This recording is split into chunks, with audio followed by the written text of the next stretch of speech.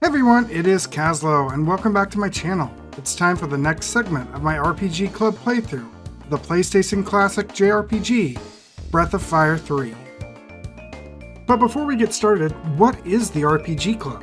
I've been an avid listener of the podcast The RPG Years, and its predecessor podcast The RPG Golden Years, and RPG The After Years. The podcast focuses on RPG reviews and news. They regularly do a community event known as the RPG Club. Imagine a book club, but for RPGs. They break up a community-chosen RPG into digestible chunks, usually about 5 hours, and discuss those segments every 2 weeks like a book club. If you want to check out the RPG Years, you can find a link in the description below.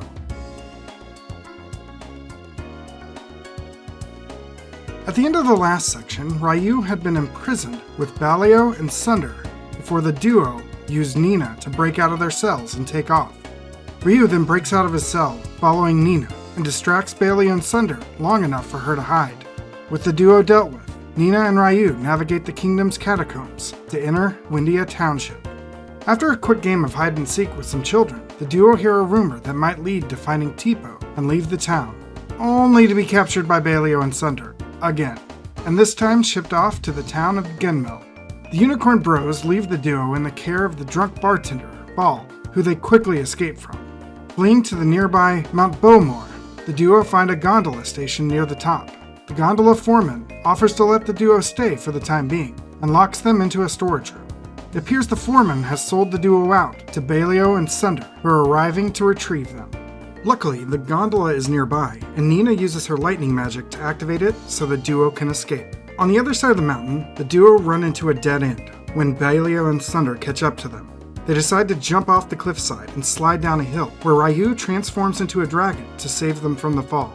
Leaving the mountain, the duo find a large tower blocking their path. Inside is a dungeon full of puzzles for Nina. Luckily, the team meets up with a new party member, the genius with the bazooka, Momo. At the top of the tower, the trio discovers Momo's father's secret exit from the tower, a rocket ship. They jump in and take off, landing only a little ways outside the tower, but enough to get away. Turns out Momo didn't read the instruction manual, and the rocket was only supposed to serve one pilot. Whoops. Heading off to Windia, the trio find the road blocked and stop by a nearby coffee shop to figure out what to do next. A patron of the shop recognizes Momo. He apparently is a scientist that's been working in a food plant created by Momo's father. He invites Momo to visit and help them solve some problems they've been having. Visiting the plant, scientists are using technology and magical energies to greatly produce food. The downside is ever so often a mutant is created that has to be disposed of in the nearby mine. One particularly fearsome mutant has been causing issues in the mine, and the trio are tasked with taking it out. Inside, they find a giant, sentient plant monster that can't help but attack the party. After subduing it, it asks to be put down, and the party drop it into a nearby lava pool. Despite the sad situation, the party's rewarded with a new party member, another mutant plant, Peko. The team returns to the plant, and the scientist agrees to help them get to Windia, hiding them inside a departing caravan. But he sold them out to Balio and Sunder. So once again, they return to Genmel. This time, however, the Unicorn Bros offer the team a deal.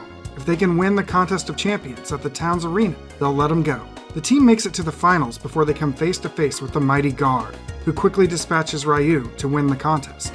Gar's rewarded with anything that he wants, and what he wants is Ryu and his friends to have their freedom.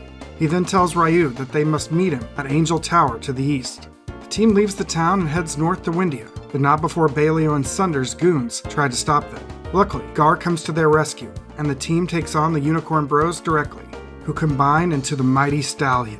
Disposing of Stallion, the team finally returns to Windia, where the king throws the party a banquet and grants them passports to the east to reach Angel Tower. Nina, being left behind by the team, begins to explore the castle, where she finds Momo's robot, Honey, sneaking around. Catching up to the robot, it breaks, and Nina decides to return it to Momo. However, she overhears how dangerous Angel Tower is, and rejoins the team, hoping to protect Ryu. And that's where we leave off for this section.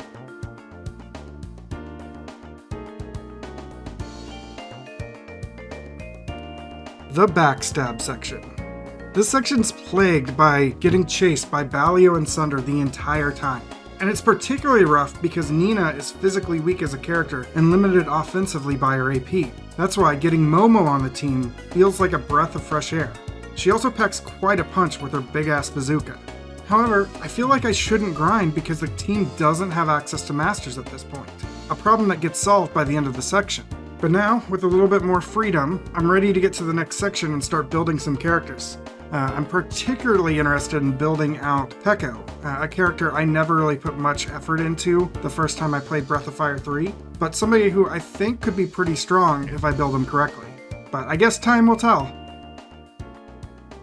And that's it for this segment of the Breath of Fire 3 RPG Club. If you want to follow along, be sure to hit that subscribe button to see new videos when they are posted. Additionally, if you want to check me out elsewhere, I have links to my Twitch, Twitter, and Discord in the description below. See you all next time.